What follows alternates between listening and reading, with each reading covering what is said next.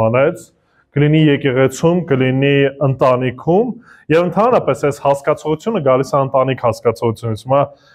ինչի մասն եմ խոսքս գնում։ Իրականում ես անկեղծ շատ ուրախ կլինեմ, որ նույն Հրաչյո եղբայրս, Արադ եղբայրս, Ալեքս եղբայրս, բոլոր եղբայրներին հիմա հերթով անունները չտամ, անկեղծ ուրախ կլինեմ, որ բոլորը տեղ խոսքի մեջ այնքան աճեք, որպեսզի ես այլևս կարիքը չունենամ քարոզելու, Գևորգ եղբայրս էլ կարիքը չունենա քարոզելու։ Ոչ թե դա կնշանակի, որ մենք ոչ թե չենք ուզում քարոզենք, այլ մեր նպատակն է օգնել, որպեսզի ամեն մեկը բարձրանաք եւ խոսքի մեջ հաստատվեք։ Ինչի, որովհետեւ միանշանակ Տերը իր ճանապարհը ցույց է տալի եւ ամեն մեկը կլինի թե ես, թե Գևորգ եղբայրս, վստահ եմ կլինենք այնտեղ, որտեղ որ Տերը պետքա կանչի մեզ։ Հիմա այս վերջերս որ գնացել ենք Մոլդովա, Մոլդովայի հովիվներից մեկը ասաց, որ արդեն պարն է եկել, որ 1 տարի հետո ինքը պետքա թողնի եկեղեցական առաջնորդության ծառայությունը եւ պետք է արդեն հանձնի եւ անի այն ինչի մեջ որ Տերը իրան շարունակում է կանչել։ Ես սրա մասին իրականում մի քիչ սկսեցի մտածել, հիմա որոշումներ բաներ չեմ կայացրել, չեմ ուզում այդպես սխալ հասկանաք, բայց իրականում սկսեցի մտածել, որ այո, պահը գալու, որ Տերն ասելու է, որ արդեն ուրիշին եմ բարձրացրել եւ կամած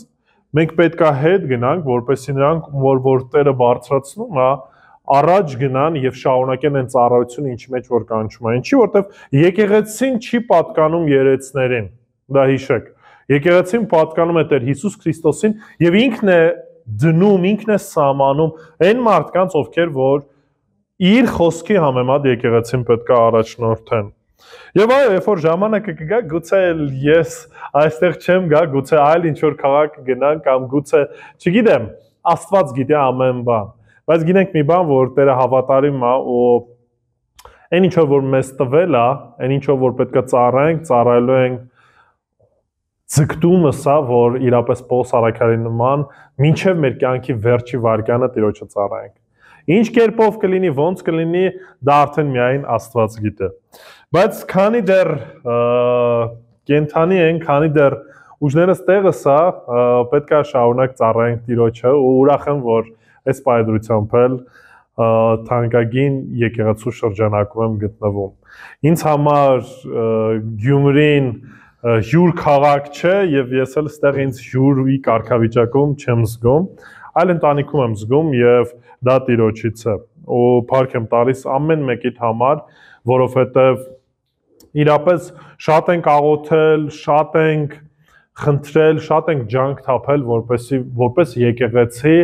Գյումրիում այս լույսը, այս աղը ծագի եւ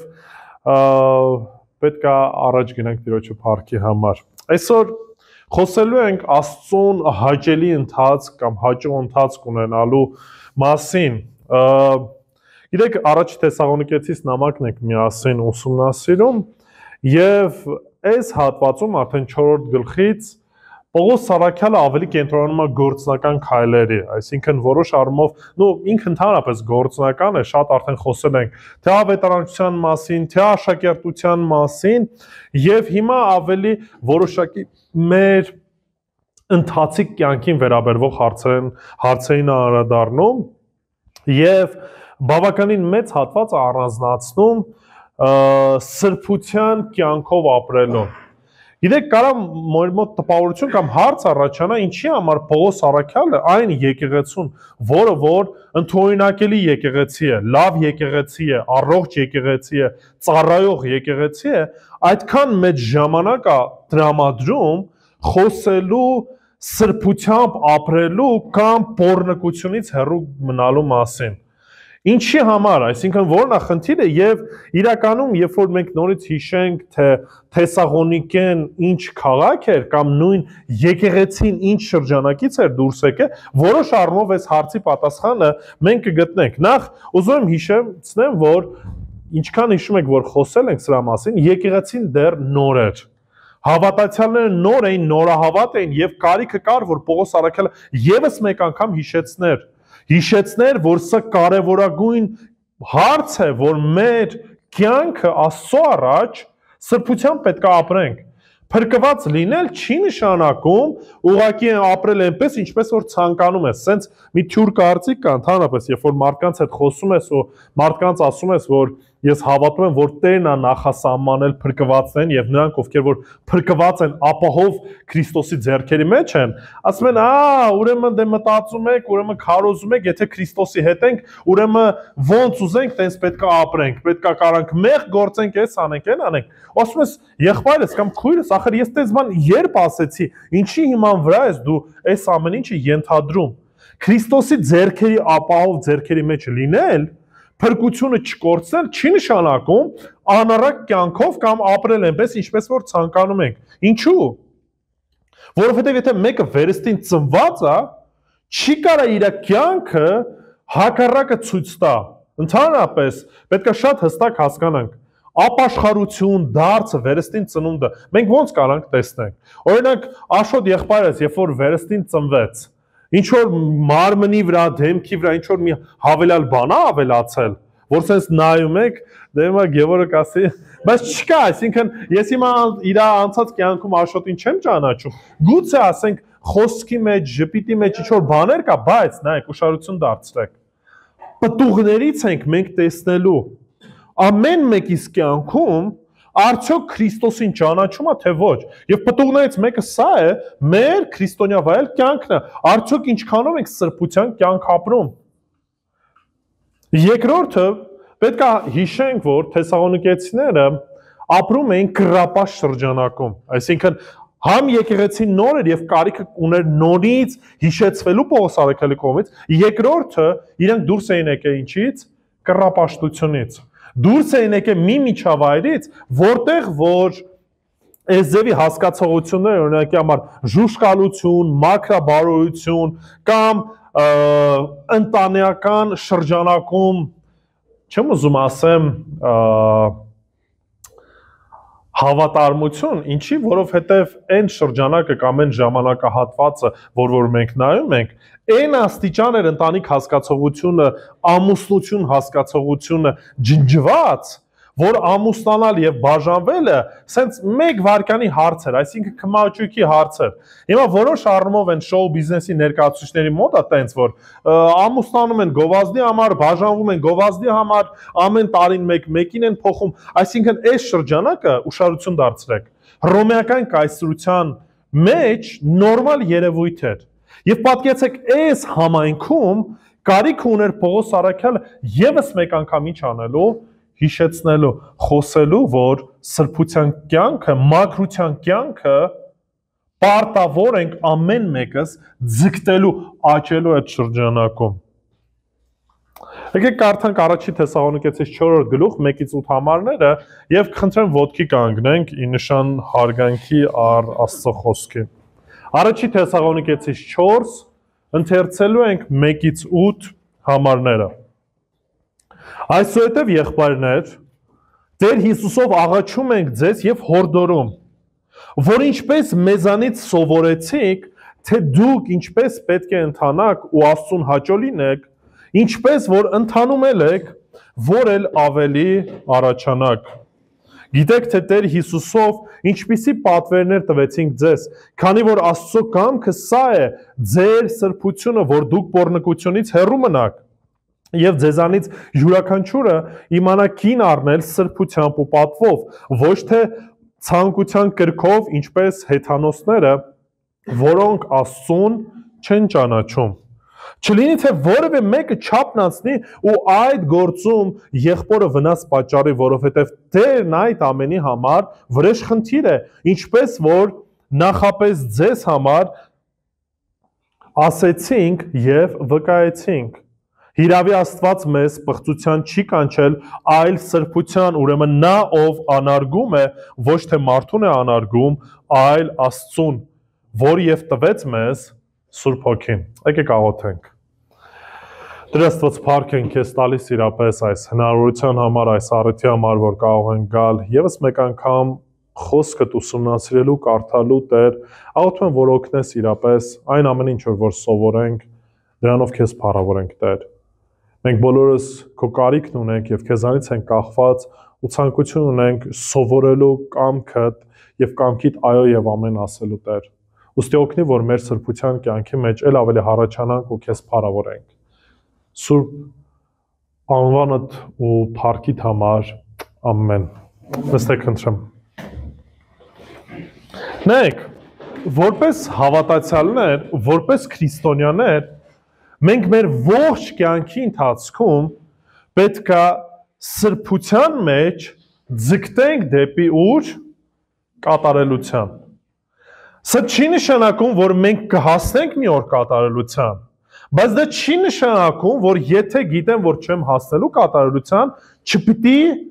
ձգտեմ այդ կատարելության։ Այսինքն մեր հոգևոր կյանքում, եթե ես նայում եմ իմ վրա վերցնեմ Արտուրին 1 տարի առաջ, 2 տարի առաջ, այսօրվա Արտուրը պետք է տարբերվի 1 տարի առաջվա Արտուրից, 2 տարի առաջվա Արտուրից։ Ինչպես որ երեխան իր կյանքի ընթացքում ինչ է անում, աճում է, մեծանում է, նույնպես եւ մենք մեր հոգևոր կյանքում ինչ պետք է անենք, պետք է աճենք։ Եվ հոգևոր հասունություն, հոգևոր աճ նաեւ նշանակում է ինչ? Աճ սրբության մեջ։ Այդ շրջանակում մեր կյանքում պետք է ինչ լինի? Տարբերություն պետք է լինի։ Չեմ կարող ես ապրեմ հոգևոր կյանք, անունը դրեմ, որ ապրում եմ հոգևոր կյանք, եւ մարդիկ որևիցե կերպով այդ կյանքը իմ մեջ չտեսնեն։ Որևիցե կերպով իմ կյանքում այդ փոփոխությունը չլինի, դա ուղղակի կլինի ինչ? Սուտ։ Որտեղ եթե ես Տիրոջինն եմ, իմ ամեն օրվա ընթացքում այդ փոփոխությունը, այդ ընթացքը պետք է լինի։ Հետևաբար, ինչպես մնանք ընդհանրապես սրբության մեջ։ Այդ սրբության կյանքի կամ հոգևոր կյանքի շրջանակում այսօր կտեսնենք 3 ճշմարտություն, որոնք որ մեզ օգնելու են ինչպես ոչ միայն մնանք այդ սրբության մեջ, այլ նաև հարատևենք այդ սրբության մեջ։ Առաջինը սիրելիներ, սա է, որ մեր հոգևոր կյանքի ընթացքում երբեք պիտի կանգ չառնենք։ Մեր հոգևոր կյանքում երբեք պետքա կանգ չառնենք։ Ինչ է նշանակում երբեք պիտի կանգ չառնենք։ Չպիտի գա մի պահ, որ ասենք դե գիտես ինչ կա։ Ես արդեն Աստծո խոսքը մի անգամ կարդացել եմ, 2 անգամ կարդացել եմ եւ բավարար է, վերջ։ Արդեն հասել եմ այն իմ գագաթնակետին։ Կամ օրինակի համար հասել եմ սրբության այնպիսի մի աստիճանի, որ վերջ։ Ես իմ կատարելության եմ ասել, սրանից են կողմ այլևս կարիքը չունեմ առաջ գնալու։ Հիշեք մի բան, որ վարքյանին, որ ձեր հոգևոր կյանքում փորձեք ինչ անեք, կանգ առնեք, իմացեք արդեն ընկել եք։ Լսում եք։ Երբ որ մենք մեր հոգևոր կյանքում ասենք, որ արցակուրդ եմ վերցնում, կանգ եմ առնում, իմացեք, որ արդեն ընկել եք։ Ինչի որտեղ սա ընթացք է մինչև մեր կյանքի ավարտը, մինչև մեր կյանքի վերջը։ Ուզում եմ եւս մեկ անգամ առաջի համարը կարդանք միասին։ Նայեք, ասում է. այսուհետև եղբայրներ, Տեր Հիսուսով աղաչում ենք ձեզ եւ հորդորում, ուշադրություն դարձրեք։ Պողոս Արաքյալը ստեղ, այո, որոշակի հեղինակություն ուներ, հստակ էր, որ եկեղեցին շատ հստակ գիտեր, որ Արաքյալն է հիմնել եկեղեցին, բայց ուշադրություն դարձրեք։ Ում անունով է, ում է առաջ բերում։ Տեր Հիսուս Քրիստոսին։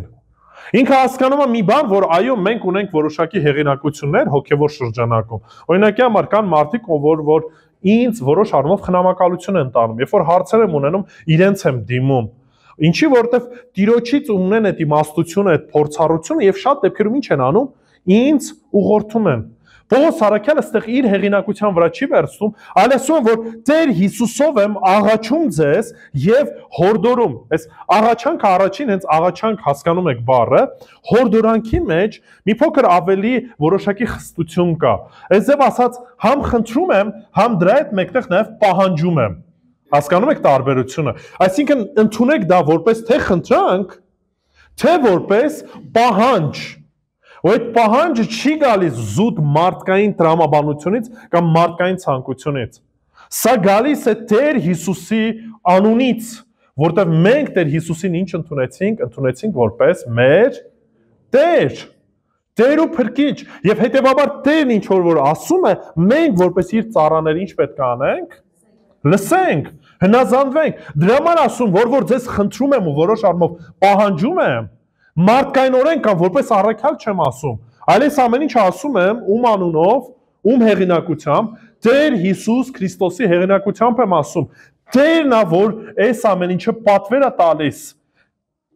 Ինչ լավ է, որ դինամիկով չեմ խոսում, տարբերություն չեղավ ձայնի մեջ։ Ուշադրություն դարձեք, ինչ է հորդորում, ինչ է որոշ առումով պահանջում։ Որ ինչպես մեզանից ինչ արեցիք, սովորեցիք, թե դուք ինչպես պետք է ընթանաք։ Ուրեմն որպեսզի մենք ի վիճակի լինենք սրբության մեջ մնալու, առաջինը մեզ ինչ է հարկավոր, առաջ գնալու համար։ Պետք է սովորենք։ Չենք կարող կանգ առնենք, հասկանում եք, մենք անդադար պետք է սովորենք։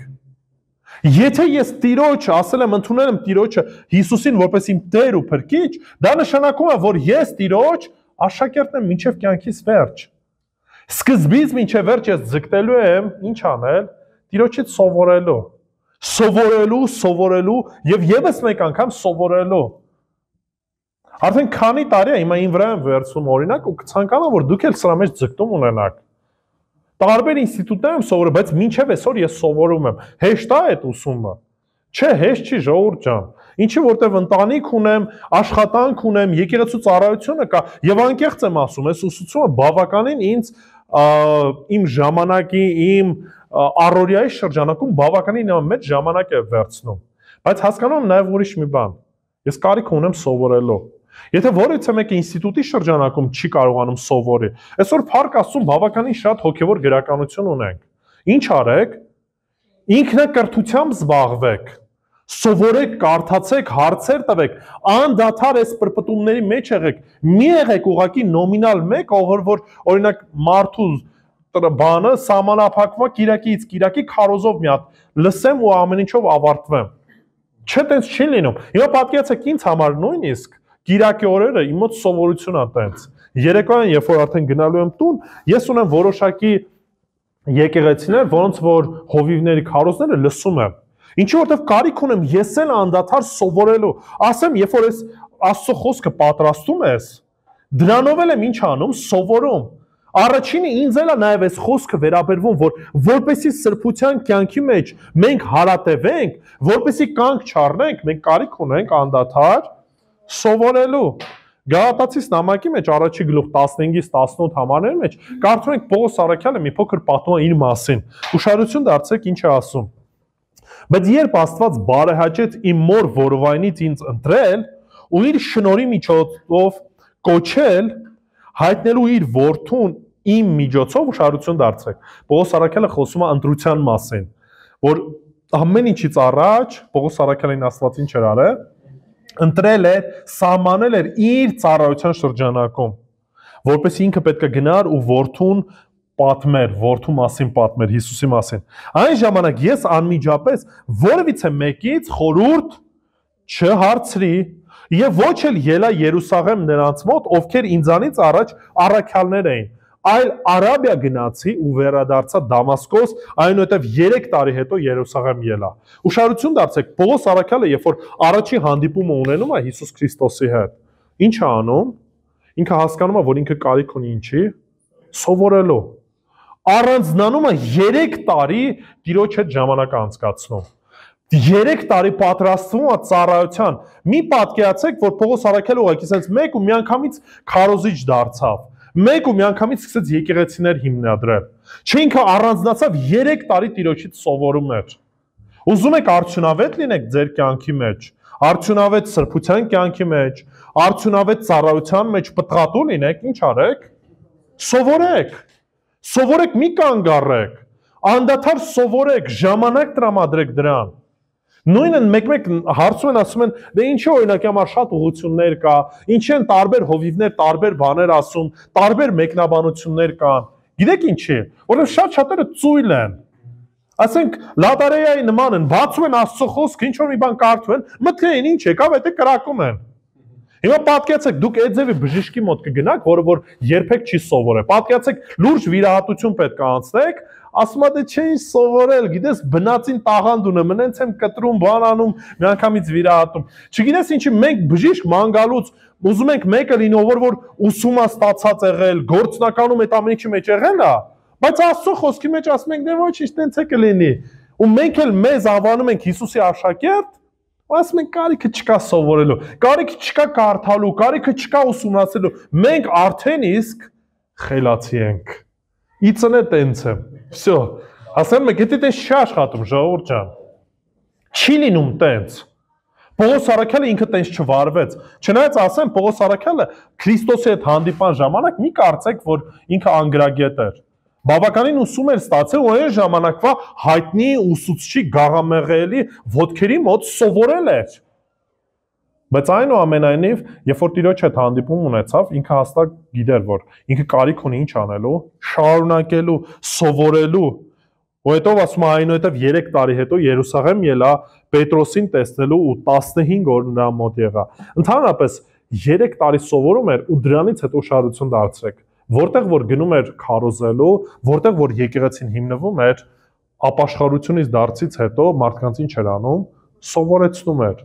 սովորեցնում էր ամեն բանը, ինչի որտեղ աշակերտ կոչվում է միայն այն մեկը, ով որ ուսուցանում է, ով որ սովորած է։ Եթե չես սովորում, աշակերտ չես, հասկանում եք։ Հասկացա, կարաք փրկված լինեք, բայց անգրագետ Հիսուս Քրիստոսի հետևորդ լինեք։ Այսինքն առանձնապես չգիտեք, ոչ մի վարդապետություն չգիտեք, առանձնապես հիմք չունեք, մենակ գիտեք, որ Տեր Հիսուսն է փրկել, հավատացել եք իրան, ընդունել եք, որ մեղավոր եք, ընդունել եք, որ իր կարիքն ունեք, ու այսքանով սահմանափակվել եք։ Ասում եք ինձ մի կպեք։ Ես շարքային մեկն եմ, տարիքս գուցե արդեն առել եմ, կամ դեռ տարիքս պետքա վայել եմ, հասկանում եք, լիքը բաներ, պատճառաբանություններ կարանք ասենք։ Պետքա սովորենք, իսկ սովորել առանց Աստծո խոսքը ընթերցելու չի լինում։ Որոնք պետքա ամեն օր խոսքը կարդամ, ոչ միայն կարդամ, ուղղակի սենց ճիշկա դնելով, որ ես կարդացի Տեր Աստված, այլ մանրակրկիտ ուսումնասիրեմ, այլ գրքեր էլ կարդամ, հարցեր տամ, հասկանում եք, որպեսզի ինչ լինենք, անդադար այդ ընթացքի մեջ լինենք։ Երկրորդը, այս նույն հատվածի մեջ, երբ որ կարդում ենք, ուշադրություն դարձրեք, ասում է, այն ինչ որ Տեր Հիսուսով աղաչում եմ, հորդորում եմ, որ մեզանից սովորեցիք, թե դուք ինչպես պետք է ընթանաք, ուշադրություն դարձրեք, սա կյանքին վերաբերվող հարցեր են։ Երբ որ մենք ասում ենք Աստծո խոսքով սովորում ենք, սա միայն եկեղեցական կյանքին չի վերաբերվում։ Այսինքն օրինակի համար, որ լավ քարոզես ու վերջ։ Դա կյանքի ընթացքի համար է հարկավոր։ Ինչպես պետք է ապրես։ Այն մեր ուղեցույցն է ճանաչելու Աստծուն եւ ճանաչելով Աստծուն իմանալու ինչպես մենք այդ Աստծո առաջ պետքա քայլենք։ Հասկանում եք։ Սա կյանքի գիրք պետքա ինձ համար լինի։ Ուշադրություն դարձեք, ասում է ինչպես պետք է ընթանաք ու Աստծուն հաճո լինեք, ինչպես որ ինչ եք անում, ընթանում եք։ Ուրեմն Թեսաղոնիկեցիները ոչ միայն ինչ էին անում, սովորում էին, այլ նաև այդ սովորածը ականջից թռնում էին, չէ, կիրառում էին։ Որպեսզի կարողանանք մնանք սրբության կյանքի մեջ, այն ինչ որ լսում ենք, պետք է նաև կիրառենք։ Ինչի որտեվ հավատքը առանց գործերի ինչ է, մեռած է։ Դրա համար Հիսուս ասեց երանի են մեկին, ով որ ոչ միայն այս խոսքը լսում է, այլ նաև այս խոսքերը ինչ կանի, կկատարի, որտեվ հակառակ դեպքում ասում է հիմարի պես կլինեք, որ տունը կկառուցի ինչի վրա, ավազի վրա։ Ասում է երբ որ փորձությունները գալիս են, երբ որ խնդիրները գալու են, ու ասեմ գալու են, այդ հիմարի տունը ինչ է լինում, քանդվում է, այդ մարդու կյանքը կործանվում է, ասում է այդ կործանումը ահավոր է լինելու։ Նույնպես եւ մենք, երբ որ մենք սովորում ենք, այդ մեր սովորածը ինչ պետք է անենք։ Կիրառենք, գործնականում այն պետք է մեր կյանքում հստակ քայլել լինի։ Լավ կարդացի այս հատվածը, կարդացի, ուսումնասիրեցի, ճանաչեցի, ինչպիսին է Աստված եւ ինչ է ուզում։ Գիտեք մյուս հարցը ինչ պետք է լինի։ Լավ էս ամեն ինչ որ սովորեցի, ոնց գործնականում կյանքիս մեջ կիրառեմ։ Ոնց ամեն օր ես Տիրոջը փառքը պետք է ցույց տամ իմ անօրյա խոսքերիս մեջ, քայլերիս մեջ, ընթացքիս մեջ, ինչպես դա պետք է արտահայտի իմ կյանքի ճանապարհի մեջ։ Սրբության կյանք ապրել, Կանք չառնել հոգևոր կյանքի մեջ պետք է լինի պարտադիր ուսուցում, երկրորդ այդ սովորածը պետք է նաև ինչ անեմ, կատարեմ։ Հակառակ դեպքում գիտեք ինչի եք նմանվելու։ Չիպոլինո ֆիլմը տեսել եք, Չիպոլինոյի ֆիլմի մեջ հերոսներ կան, որ ասած բավականին մեծ գլխով են, բայց մարմինները փոքր են, էլի։ Այդտենց քրիստոնյաներ կան, որ գիտելիք ունեն, ասած մեծ գլուխ ունեն, բայց կյանքով չեն կատարում։ Ու գիտեք այդ մարդկանց հիմնական գործունեությունն ինչ է։ Փնթփնթալ եւ այդ փնթփնթալու շրջանակում նաեւ քննադատել։ Հասկանում եք, ես չեմ ուզում, որ դուք տենց փնթփնթացող, քննադատող քրիստոնյաներ լինեն, որ այսպես մեծ գլուխ ունեն, բայց գործնական կյանքում 0 են։ Ես չեմ ցանկանում դա, ինչի, որովհետեւ դա չի օգնելու ձեզ, որպեսզի կարողանաք ճիշտ ձևով ընթանալ։ Դա ձեր կյանքը պետք է լինի, որ այն ինչ որ սովորեցինք, պետք է նաև մեր կյանքում ինչ անենք, կիրառենք։ Եվ նաև ինչպես կանք չառնենք, պետք է անդադար ընթանանք առաջ։ Այսինքն առաջ շարժվենք ամեն պահին։ Ուրեմն ոչ միայն սովորում եմ, ոչ միայն կիրառում եմ, այլ նաև ինչ եմ անում, անդադար առաջ եմ շարժվում։ Եբրայեցիս 12:1-2 Ուստի մենք էլ որ շրջապատված ենք վկաների այս չափ բազմությամբ, ասեմ 11-րդ գլուխը ներկայացնում է 5 կտակարանի հերոսներին, թե 5 կտակարանում ինչպես է Տերը հավատքի միջոցով մարդկանց բարձրացել եւ մարդիկ ինչեր են արել Տիրոջ անվան ու փառքի համար։ Հիմա ասում է, երբ որ ունենք այս բազմությունը, այս վկաները ինչ ասում, այս չափ բազմություն, դեն գցենք ամեն ծանրություն եւ մեղքը, որ մեզ հեշտությամբ է պաշարում եւ համբերությամբ, չի ասում համբերությամբ, որտեվ դժվար է։ Խնդիրներ եք ունենալու ու պետք է համբերություն ունենաք։ Համբերությամբ ընթանանք մեր առջև բացված ինչը մրցասպարեզը։ Ես իրավունք չունեմ կանգնելու, ասեմ ծանր է, հանձնվում եմ։ Չեմ կարող ասեմ դե հերիք է, հասկանում եք, որ վարկանին որ ասի բավարար է, ուզում եմ մի քիչ իմ կյանքի համար էլ ապրեմ, ուզում եմ իմ կյանքը վայելեմ, ուզում եմ իմ բիզնեսը հիմնեմ, ուզում եմ իմ համար ապրեմ։ Երբ որ մենք եկանք այդ տրամաբանության, մենք ինչ ենք ասում հոգևոր կյանքը ստոպ եմ տալիս, պաուզա եմ դնում, մի քիչ կգնամ կյանքս կվայելեմ, նորից հետ կգամ ու առաջ կգնամ։ Չի լինում տեն ժողովուրդ ջան։ Չի բռնում իրար հետ։ Հիշում եք Հիսուս ինչ ասեց։ Ասեց այն մեկը, որ կգա կդիպչի ինձ, դիպչի մաճին ու հետո ինչ կասի, հետ կկանգնի, ինձ արժանի չի։ Չի կարա տենց լինի։ Կամ մինչև վերջ տրվում ենք, քայլում ենք, անդադար համբերությամբ առաջ ենք գնում, կամ ուրեմն պետք է մենք քրիստոնեության հետ կամ ընդհանրապես Աստծուն հետևելու հասկացողությունը չունենք։ Ընդհանրապես չենք հասկանում ինչա դա նշանակում։ Ուշադրություն դարձրեք, այդ ընթացքը ինչպես պետք է լինի։ Նայելով աչուձախ, նայելով թե ուրիշները ոնց են վազում։ Տեսել եք եղել է դեպքեր, որ սպորտսմեններ են եղել, որ օրինակի համար հայացք ուղղել են աչ, ձախ ու դրանից ինչ են եղել։ Ընկել են, այսինքն նայել են, տեսել են կամ մտածել են դե ոչինչ, արդեն հաղթող եմ, կողքս մարդ չկա, դանդաղացել են ընթացք ու մարդիկ են եղել, որ եկել են իրանց հաղթել են։ Եթե մենք էլ նման ձևով սկսենք վարվել, եթե մենք էլ սկսենք աչ ու ձախ նայել, ասեմ լիքը պատճառներ ու առիթներ եք գտնելու, որպեսզի կանգ առնեք։ Ինչի, որտեվ մարդիկ կան, որոնք որ իրանք ընթացք ունեն։ Մարդիկ են լինելու, որոնց որ նայելու եք, ասել եք ախր բարգավաճում է այս մեկը։ Իսկ ես նույն տեղում կարծես ինչ եմ անում, դոփում եմ։ Դեռևս տունս չեմ վերանորոգել։ Չգիտեմ, մեքենաս խնդիրներ ունի, բայց նայ են մեկը, հասկանում եք, ու մենք ինչ ենք անելու։ Մենք մեր հայացքը Քրիստոսից ուղղելու ենք դեպի աչ, դեպի ձախ, ու դրանից նորից ընկնելու ենք։ Դրա համար Եբրայեցիս նամակի հեղինակն ինչ ասում, ձեր հայացքը, որպեսզի կարողանաք այդ մրցավազքը վազեք, ինչ արեք, նայեք հավատի զորագլխին ու այն կատարողին, Հիսուսին,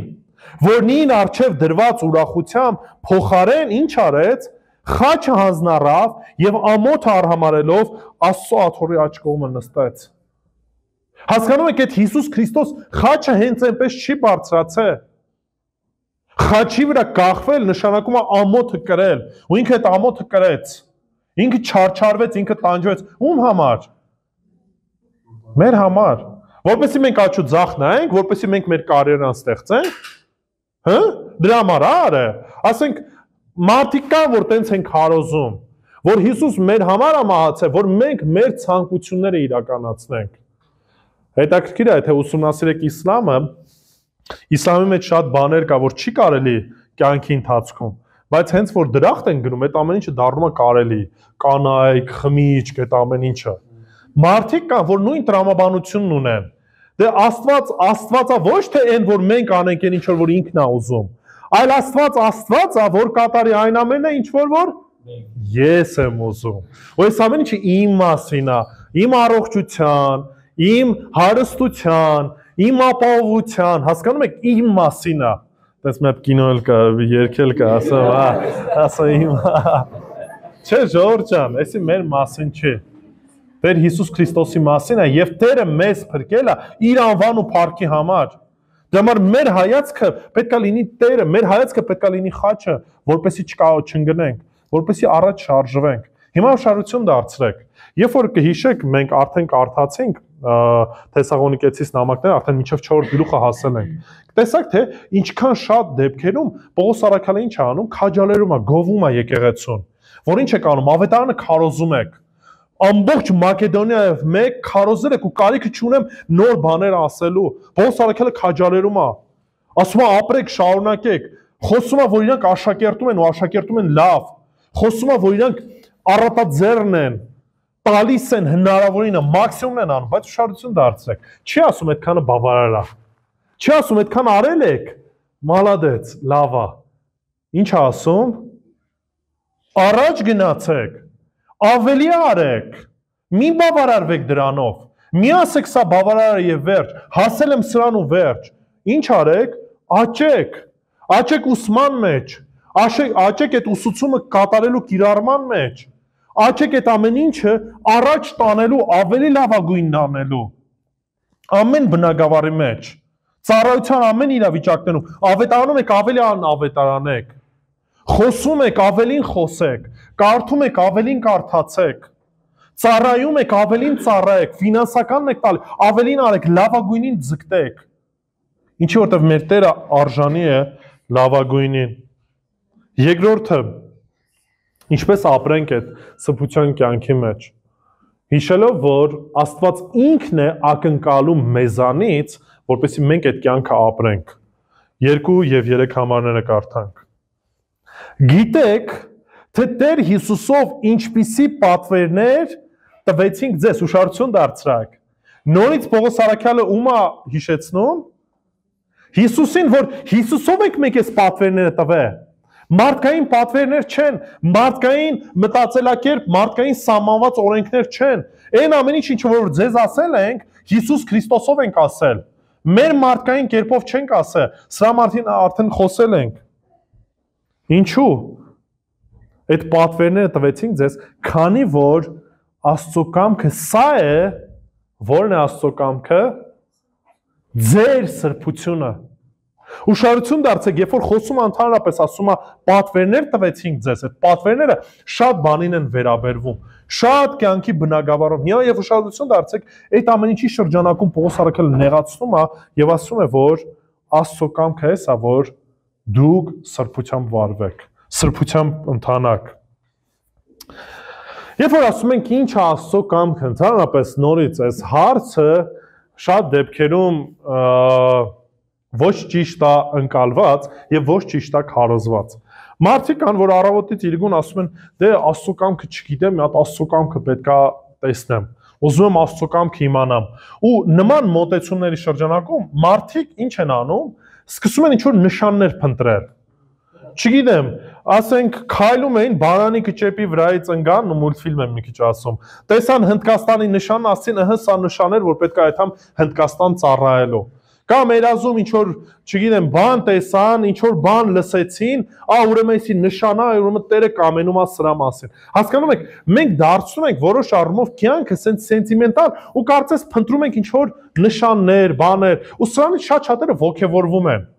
ու ստացվում է արդեն խոսքը իրանց համար դառնում է երկրորդական, անդադար ինչ որ բաներ են ուզում լսեն։ Կոսմոսն են լսում, ձայն են ուզում լսեն, հրեշտակներ են ուզում տեսնեն, տեսիլքներ են ուզում տեսնեն, նկարներ են ուզում տեսնեն, այսինքն սրանով են ապրում։ Հոգևոր կյանքի հիմքը դառնում է դա։ Գիտեք ինչի է։ Որտեւ իրանք ասում են, դե մենք Աստծո կամքը չգիտենք։ Չգիտենք որն է Աստծո կամքը։ Հիմա Հռոմեացիս նամակի մեջ 12-րդ գլխում, երկրորդ համարում, ուշադրություն դարձեք Պողոս Առաքյալն ինչ է ասում։ Ասում է. «Եվ մի կերպարանվեք այս աշխարհի կերպարանքով, այլ վերափոխվեք ձեր մտքի նորոգությամբ, որպեսզի դուք քննեք Աստծո կամքը, թե որն ինչ է, բարի է, հաճելի է եւ կատարյալ է»։ Պողոս Առաքյալը գիտեր Աստծո կամքը որտեղ է։ Ասեք, որտե՞ղ է Աստծո կամքը գրված։ Խոսքի մեջ է, չէ՞։ Դուք գիտեք Աստծո կամքը որտեղ է։ Ասեք, գիտեք թե չգիտեք։ Գիտենք, չէ, Աստծո խոսքն է։ Աստծո խոսքը այն կամքն է, որը որ մեզ տրված է, մենք որպես հայեր, արդեն քանի տարի է Աստվածաշունչը թարգմանված ունենք։ Գիտեք մենք ինչ ենք անում։ Աստծո խոսքը սենց իրուն ծալում ենք, դուրում ենք մի կողքի ու սպասում ենք Աստծո կամքը երբ է գալու, երբ ենք իմանալու Աստծո կամքը։ Ու մեկն էլ ասենք ոգևորած կանգնում ասում է, գիտես Ալեքս, Աստված քեզ սիրում, ասում, չգիտեի։ Ալեքսն ասեց, նոր իմացա։ Ախր ժողովուրդ ջան, դրա մասին Աստծո խոսքն ասել է, ես կարիքը չունեմ, որ մեկը գա ու ինձ դրա մասին ասի կամ Սուրբ Հոգին ինձ ասեց, որ գիտես ինչ կա, Աստված լավ ծրագիր ունի քեզ համար։ Գիտեք քանի անգամ են ինձ մոտեցել այդ ասել։ Ասել եմ, հա, շնորհակալություն, գիտեմ դրա մասին, կարդացել եմ։ Խոսքը դրա մասին շատ շուտվանից ասել է։ Հասկանում եք, երբ որ մենք նման մոտեցում ենք ցույց տալի, մեր մոտ հասկացողությունն է դառնում, որ Աստծո կամքը ինչ որ վերացական բան է, չէ՞, ժողովուրդ ջան, մենք Աստծո կամքը ունենք։ Ու երբ որ Պողոս Առաքյալն ասում է Աստծո կամքի մասին, ինքը շատ հստակ հասկանում է ինչի նկատի ունի։ Ու ժողովուրդն էլ շատ հստակ հասկանում են ինչի նկատի ուներ։ Դրա համար եմ ասում, Աստծո խոսքը միայն այդ ժամանակա, որ կարանք ասենք բարին, հաճելին ու կատարյալ է։ Մնացած մարդկային տրամաբանությունները, տեսիլքները, երազները, ինչ որ այլ պատմությունները, այդ ամեն ինչը մարդկային հորինված բաներ են։ Գուցե որոշակի ճշմարտություն իրաց մեջ պարունակեն, բայց երբեք չեն կարող համարվեն Աստծո կամք։ Ինչի որտեվ Աստծո կամքը դա իր խոսքի մեջ է գրված։ Ու այդ խոսքն է, որ բարին է եւ հաճելին է ու կատարյալ է։ Այդ խոսքը ինչ պետք է անենք։ Պետք է քննենք։ Միայն խոսքը քննելով է, որ մենք կարանք չնմանվենք այս աշխարհին, այլ վերափոխվենք։ Մեր մտքի նորոգություն տեղի ունենա։ Հիշեք մի բան։ Ինչ որ սերմանում եք, դա էլ ինչ եք անելու, դա էլ հնձելու եք։ Ինչ որ լսեք, ինչ որ նայեք, դրանից էլ ակնկալեք, որ պտուղ է լինելու։ Առավոտից իրիկուն նայում եք սերիալներ, պտուղը այդ սերիալներից է բխելու, այդ սերիալների միջի պատմություններից է հելնելու։ Տղաներին է խոսքս գնում, առավոտից իրիկուն աղջիկ եք նայում, կլիպերի տեսքով, այլ բաների տեսքով։ Մի զարմացեք, որ ցանկության աչք ունեք, անդադար սիրահարվում եք ու նորից ու այս սաղ process-ի մեջ եք։ Նույնը մնացած առումով, ձեր ուշադրությունը շոու բիզնեսն է, ձեր ուշադրությունը մոդայի հագուստն է, դրանով էլ ապրելու եք, դա էլ ինչ եք անելու։ Դա էլ ստանալու եք ձեր կյանքում։ Դա էլ ձեզ առաջնորդելու է։ Դրա համար ինչ ենք լինում, կամաց նմանվում ենք աշխարհին։ Բայց Պողոս Առաքյալն ասում է, Աստծո խոսքն այն է, որ Աստծո կամքի մեջ լինեք ու Աստծո կամքը այն է, որպեսզի սրբությամբ վարվեք։ Առաջի Պետրոս առաջի գլուխ 15-16 համարը։ Այլ ձեզ կանչող սրբի պես, ով է մեզ կանչել։ Տեր Հիսուս Քրիստոս Աստված ինքը մեզ կանչեց։ Ձեզ կանչող սրբի պես դուք էլ ամբողջ վարքով, ոչ թե կիսատ պրատ, ոչ թե մենակ եկեղեցում կիրակից կիրակի, ոչ թե մենակ լավ ընտանիքում, բայց դուրս ընկերական շրջապատում ոչինչ։ Ամբողջ վարքով ինչ եղեք։ Սուրբ եղեք։ Քանի որ գրված է սուրբ եղեք, որովհետև ես սուրբ եմ։ Գիտեք այնքան եմ լսում այս արտահայտությունը, դե Աստված սուրբ է, Հիսուս կատարյալ էր, դե ես պարզ մարդ եմ։ Տենց հա ասում, Պետրոսն ասում է, ոչինչ ժողովուրդ ջան, իմացեք Հիսուս սուրբ է, Աստված սուրբ է, դե մենք էլ մահկանացու մեղավոր, սենց մարդիկ ենք, բան։ Դրա այդ է մեզ քաջարում, այդ է մեզ ասում Պետրոսը։ Ասում է ձգտեք այդ սրբությանը, չեք կարա այլ կերպ ապրեք, չեք կարա այլ արդարացումներ բերեք։ Մինչև արյուն թափելը կռիվ տվեք մեղքի դեմ։ Մի շուտ հանձնվեք։ Խոսքս երիտասարդներին է վերաբերվում։ Սիրելիներ, գիտեք ինչ կա, այս աշխարհը ձեզ շատ մեծ բան է առաջարկում, հնարավորություն է տալիս, հնարավորություն է ընձեռնում ձեր մեղավոր ցանկությունները իրականացնելու։ Շատ մեծ բազմազանություն ունեք։ Ասեմ, որ առաջ այդքան հնարավորություն չկար։ Իմ երիտասարդ տարիքում ես այդքան հնարավորություն չունեի։ Ինտերնետ չկար, զարգացված հեռախոսները չկար։ Մենք մեր շրջանակն ունենք, բայց մեր շրջանակը բավականին ինչ էր, սահմանափակ էր։ Այսօր դուք ունեք մեղք գործելու շատ մեծ ու լայն հնարավորություն, շատ հեշտ հնարավորություն, որ կարաք առանձին լինեք, մենակ լինեք ու ինչ ասես անեք այդ շրջանակում։ Հիմա նաև երիտասարդներինից էլ ասում եմ ավելի տարիքավոր մարդկանց, այդ հնարավորությունն էլ կա։ Մեկ երբ որ օրինակ համար երեխային շատ ժամանակ սահմանափակում ես ինտերնետից, բանից ու չես սովորացնում ոնց ճիշտ կերպով պետք է վարվի։ Երբ որ այդ երեխային սենց ասած այդ հնարավորությունը ստեղծվում է, առաջնային ինչ է անում, մտնում է այնտեղ, որտեղ որ սենց ասած չպիտի լինի։ Ինչի որտեղ իրան սահմանափակել են, բայց չեն բացատրել ինչի են սահմանափակում։ Ու հիմա այդ հնարավորությունն ունի ինչ անում, սենց ողջ էությամբ մտնում է դրա մեջ։ Ոնց որ խոզին պատկացեք լվանակ, մաքրեք, փայլուն պլպլան լինի, բաց թողեք, առաջի ցեխը որտենա վազելու այդ ցեխի մեջ մտնե։ Ինչի որտեղ ինքը սիրում է դա, հասկանում եք։ Նույնպես եւ մենք, եթե մեր կյանքում մենք ուշադրություն չդարձնենք, մենք վազելու ենք այդ ցեխը մտնենք ժողովուրդ։ Դրա համար ասում է, ձեզ կանչող Սուրբի պես սուրբ եղեք։ Երկրորդը, սա առանձնապես առանձին նաեւ ինձ է վերաբերվում։ Դրա համար դրանից հետո ինչ է ասում, ուշադրություն դարձեք այս հատվածը, քանի որ Աստծո կամքը սա է, ում համար, ում սրբությունը, ավելի կոնկրետ, ձերի նկատի ունեք իմ սրբությունը, ստե կարևոր է ժողովուրդ, որտեվ երբ որ մենք ասում ենք մենք, ձեր, այս տերմինների մեջ մենք շատ դեպքերում մենք ինչ ենք անում, մեզ հանում ենք։ Հեշտ է ասել սուրբ եղեք, սուրբ եղիր։ Բոլորս պետք է սուրբ լինենք։ Երբ որ մենք այս մակարդակի մեջ ենք խոսում, մենք կարծես դե թող բոլորը սուրբ լինեն։ Ես sense կողքից կնայեմ։ Հասկանում եք, դրա համար այստեղ կոնկրետ շեշտում է ասում է, որ Աստված ակնկալում է հենց կոնկրետ ձեր, քո սրբությունը։ Սա անհատական է։ Աստված անհատապես ամեն մեկիդ հետ է խոսում։ Սա վերացական ինչ-որ մի բան չի։ Քո անհատական կյանքն է, որի համար այո մենք պատասխանատվություն ենք կրելու։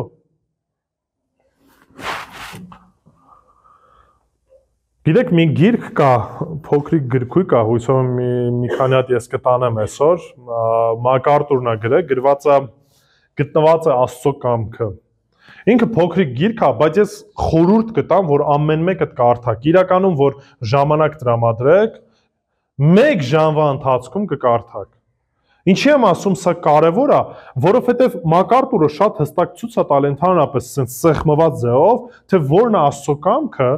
ու հիմնական միտքը հետևյալի մեջ է։ Այն ինչ որ Աստված գրել է, այդ ամեն ինչը կատարեք, դրանից հետո գնացեք հանգիստ կյանք ապրեք, որտեղ ինչ որ անեք, Աստծո կամքի մեջ եք անելու։ Խնդրում եմ ժամանակ վերցրեք, կարդացեք, կարևոր է սա։ Ինչի, որովհետև Աստծո յուրաքանչյուր խոսքը բացահայտում է Աստծո կամքը եւ առաջնորդությունները, այսինքն այն ինչ որ մեզ առաջարկում է, այն ինչ որ պետքա մենք առաջարկվենք եւ նաեւ արգելքները, ինչից որ մենք պետքա ձերբազատվենք։ Մասնավորապես ընդհանրապես Աստծո կամքը իր մեջ ինչն է ներառում։ Աստծո կամքը այն է, որ Աստված ցանկանում է, որ բոլորը փրկվեն։ Սա իր ցանկությունն է, իր բարոյական ցանկությունն է, որը որ մենք կարդում ենք։ Աստված խոսում է անձնասողության մասին։ Աստծո կամքն է, որ ամեն մեկս ինչ անենք, անզնուրած կերպով ծառայենք, նույն Հռոմեացիս 12:1 եւ 2-ներ։ Փրկության մասին կարդում ենք առաջի Տիմոթեոս 2:4-ը։ Աստված մեզ կոչ է անում ու իր կամքի մեջ է, որ մենք հոգով լցվենք։ Եփեսացիս 5:18 համարը։ Աստծո կամքն է, որպեսզի մենք հնազանդ լինենք, կատարյալ հնազանդություն է պահանջում։ Առաջի Պետրոս 2:13-15 համարները։ Աստծո կամքն է նաև, որ մենք տառապանք ենք կրում։ Գիտեք դրա մասին։ Շատերը սրա մասին չեն ուզում խոսան, բայց այո, Աստծո կամքն է։ Արարատն ասեց, երբ որ Հոբը չգիտեր, երբ որ Սատանան մոտեցավ, գիտեք որ Սատանային միջև մոտենալը առաջի քայլն ով էր արը։ Աստված էր արը։ Աստված էր, որ հեղինակն էր այդ ամեն ինչի, որտեղ բան ուներ սովորեցնելու թե մեզ, թե Հոբին, եւ թե մենք կարիք ունենք սովորելու Աստծո մասին։ Ինչի որտեղ մեր պատկերացումները շատ դեպքերում Աստծո մասին, աշխարհի մասին չի համապատասխանում իրականությանը։ Եվ այո, Աստծո կամքն է նաև, որ մենք նեղություն կրենք։ Հակառակ դեպքում մենք Տիրոջը աշակերտը չենք։ Աստծո կամքն է, որ մենք շնորհակալ լինենք, երախտագիտությամբ վարվենք։ Նույն առաջի Պետրոս 5:18 համարը։ Համբերություն ունենանք, Եբրայեցիս 10:36 համարը արդեն կարդացի, համբերությամբ պետք է ընթանանք այդ ամեն ինչը։ Եվ կոնկրետ արդեն այս շրջանակում մենք խոսեցինք, որ Տիրոջ կամքն է, որ ինչ լինենք, սուրբ լինենք։ Շատ լավ, սիրելիներ, երրորդ կետը դա պոռնկությունից հեռու մնալն է, բայց առաջ Աստված մենք սրա մասին ավելի մանրամասն կխոսենք մեկ ամիս հետո, բայց կարևոր է որ հասկանանք մի բան։ Երբ որ մենք առանձնացնում ենք պոռնկությունը դա հանցանք է ոչ միայն Աստծո առաջ, դա հանցանք է մեր անձի առաջ, դա հանցանք է նաև դիմացինի առաջ։ Ու Տերը կկամենա դրա մասին խոսենք մյուս մեր հանդիպան։ Իսկ հիմա աղոթենք, որպեսզի Տերը ինչ որ լսեցինք, դրանով հաստատուն լինենք։ Ինչպես կարող ենք մնալ սրբության մեջ, երբ որ մենք հարատևենք սովորելու մեջ, երբ որ կանք չառնենք, այլ սովորածը կիրառենք, երբ որ ոչ միայն կիրառենք, այլ նաև առավելին ձգտենք, հիշելով, որ սրբությունը դա Տիրոջ կամքն է մեզ համար, իմ համար։ Եվ ինչպես որ Աստված ինքը սուրբ էր, նաև մեզ էլ կանչում է, որ մենք որպես սուրբեր առաջ գնանք։ Ամեն օր, ամեն վայրկյան Տիրոջը փառավորենք, որտեղ մեր սրբության կյանքը փառավորում է ոչ թե մեզ, այլ փառավորում է Աստծուն։ Եկեք աղոթենք ու աղոթքով ավարտենք։ Տեր Աստված, փառք ենք քեզ տալիս ու շնորհակալ ենք ով Հայր, որ ոչ միայն մեզ կանչեցիր դեպի փրկության, այլ նաև մեզ հետ ես ու մեզ ուղղորդում ես, որպեսզի սրբության մեջ մենք աճենք, Տեր։ Մենք կարիք ունենք վերանալու ամեն մեկս մեր կյանքը, Տեր, ու կարիք ունենք եւս մեկ անգամ քննելու մեր կյանքը, որպեսզի հասկանանք արդյոք սրբության կյանքով ապրում ենք թե ոչ։ Արդյոք մեղքի դեմ մինչև իմ մահ կռիվ ենք տալիս, թե շատ հեշտությամբ տրվում ենք այդ մեղքերին ցանկություններին, Տեր։ Աղոթում եմ, որ օգնես, որ ամեն մեկս ձգտենք սովորելուն։ Կամքդ էլ ավելի ճանաչելի դարձնու մեզ համար, Տեր Աստված։ Քեզ ճանաչելու, որտեղ քեզ ճանաչելով է, որ մեր կյանքում կկարողանանք փոփոխություններ բերել։ Որտեղ դու ես գործում, խոսքդ է գործում, Տեր։ Մենք ամեն մեկս էլ թույլ ու տկար ենք ու կարիքդ ունենք քո ներգործության, Տեր։ Կարիքդ ունենք Սուրբ Հոգով, որպեսզի դու մեզ առաջնորդես, որովհետև առանց Սուրբ Հոգու ոչ խոսքդ ենք հասկանում, ոչ էլ սրբության կյանք կարող ենք ապրել, Տեր։ Ուստի դու մեզ առաջնորդի ու դու փառավորվի։ Նաև օգնի, որ միշտ հիշենք, Տեր, որ սրբության կյանք ապրելը դա քո կամքն է, դա քո ցանկությունն է, դա քո փափագն է, որ ուզում ես, որ քո եկեղեցին մաքուր եւ անարատ լինի, Տեր Աստված։ Ուստի մեզ պատրաստիր, Տեր, ինչպես որ շարունակության մեջ կկարդանք, Տեր Աստված, այս ամենի շրջանակում մեր հույսը այն է, որ դու շուտով գալու ես, Տեր։ Չգիտենք օրը, չգիտենք պահը, չգիտենք ժամը, բայց Տեր օգնի, որ ամեն վայրկյանը մենք պատրաստ լինենք, Տեր, որպես քո հարս, որպես քո եկեղեցի, քեզ փառավորելու ու քեզ մեծարանք տալու։ Հիսուսի անունով, ամեն։